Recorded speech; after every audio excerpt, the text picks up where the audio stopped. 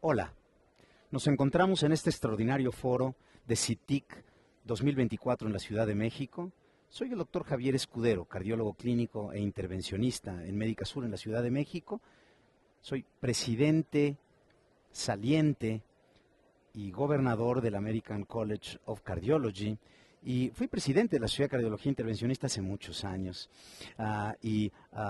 Estoy encantado de poder participar en esta serie de podcasts en donde entrevistamos a gente importante. Y el día de hoy tenemos a una gente muy importante y es el doctor Sripal Bangalore. El doctor Sripal Bangalore es el director del área de cateterismo cardíaco y hemodinamia en el Hospital Bellevue de Nueva York. Forma parte de las guías clínicas en muchas de las áreas y es también parte y director de investigación en la Universidad de NYU. Sripal, thank you for coming and welcome. Thank you. Thank you very much for having me on. And we're going to be talking about lipids. Yeah.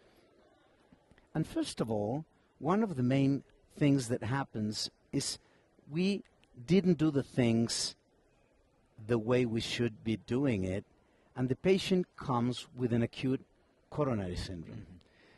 So you receive a patient in that case.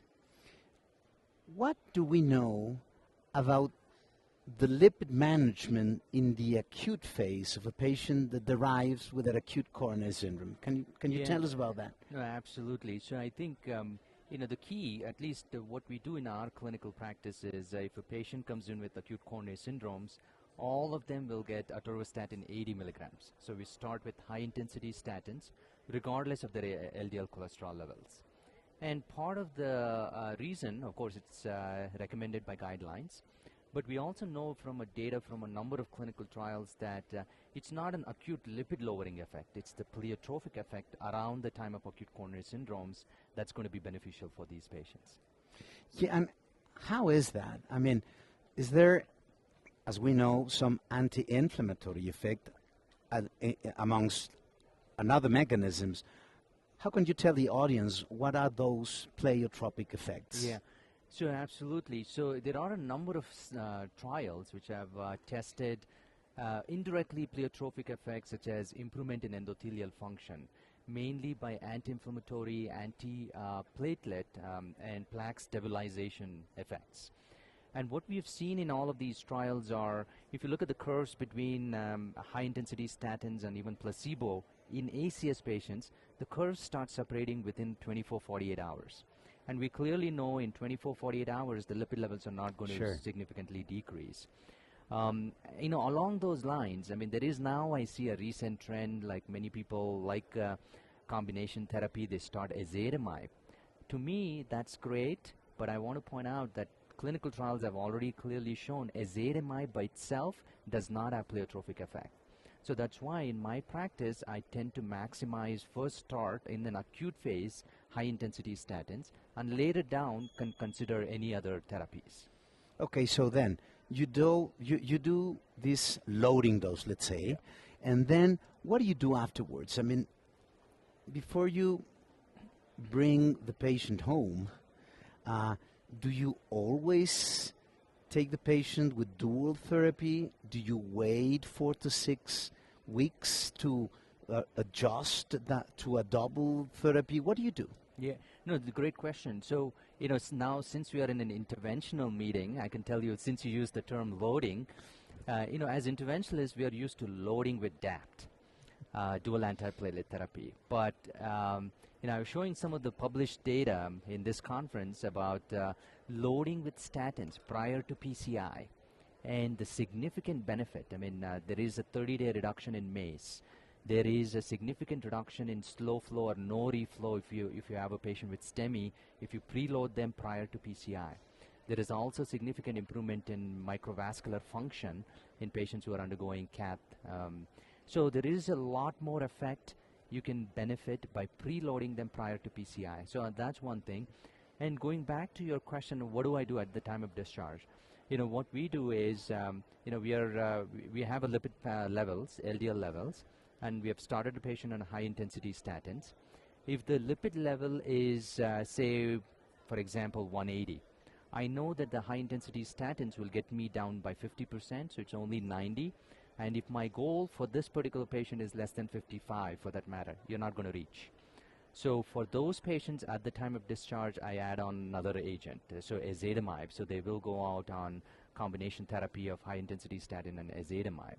And then we see them 4 to 6 weeks later and see, have we reached our goal? If they have not reached our goal, then we have to escalate to PCSK9, whatever else is. But you're putting a very important point to the audience: 4 to 6 weeks. We didn't do that. Let me tell you. We normally wait for 3 months or whatever to adjust, and then we have to be more active, and we start to adjust earlier. We know that now. And what is the percentage of use in this setting of patients for PCSK9 in your practice? I must say, I mean, there are some challenges in the U.S., including the fact that the medications are expensive, you need pre-authorization, etc. So, but I would say right now it's not a high percentage. Less than 10% of them are on PCSK9. For one or the other reason, the main being they have had multiple events and their LDL is not controlled on any kind of oral lipid-lowering therapies.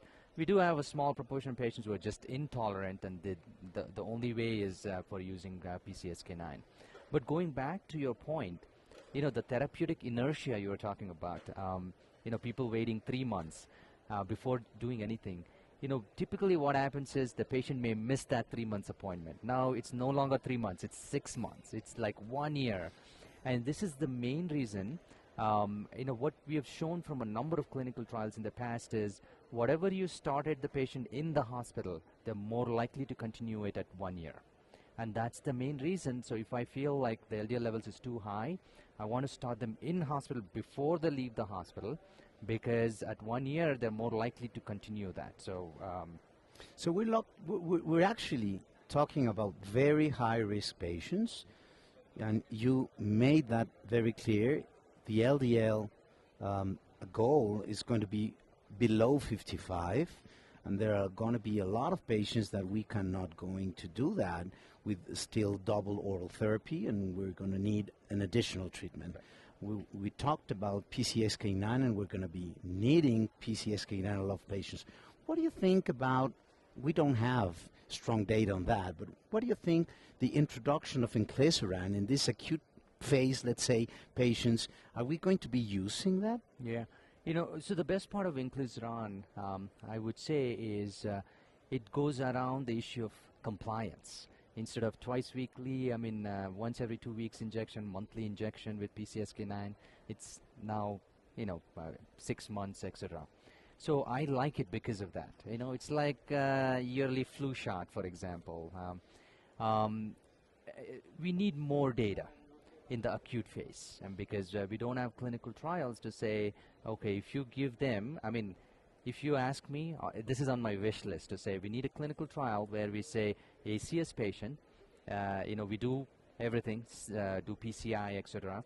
At the time of discharge, you get a shot of inclisiran, and then compare that to usual care and see if there is an outcome difference. Yes. If I were to bet on it, there will be a significant difference. Yes, for sure. Yes. Well, listen, it's been very useful, and the clear message is to be very clear to start the lipid management treatment in an acute phase before we do anything, and then follow the patients very closely and shorten the time of looking about the goals to 4 to 6 weeks, and try to go to double in many of our patients, and in most also of them we should or have to try the triple therapy. Is that the way you're doing it? Is right? That's correct. Well, thank you very much for your clear explanation, your expertise. Thank you for all the work you're doing in this area in particular, and thank you for being here in this very important CITIC 24 Congress. Thank you for being with us. No, thank you for having me. This has been a fantastic meeting, great city, and thank you very much. Muchísimas gracias. muchísimas gracias. Hemos tenido una información muy completa en cuanto a cómo actuar en el tratamiento hipolipemiante en los pacientes que llegan con un síndrome coronario agudo, con dosis de cargas de estatinas de alta intensidad, muy rápidamente evaluar al alta si se necesita para llegar a metas, la terapia doble y una evaluación muy temprana a las 4 y 6 semanas para ver los niveles de lípidos, ver las metas y en muchos de ellos actuar con triple terapia en inhibición de PCSK9, ya sea con anticuerpos monoclonales. Ya algo hablamos del papel de inclisiran. Esto ha sido muy útil. Muchísimas gracias por acompañarnos. Muchísimas gracias de ser parte de CITIC 2024. Nos vemos pronto.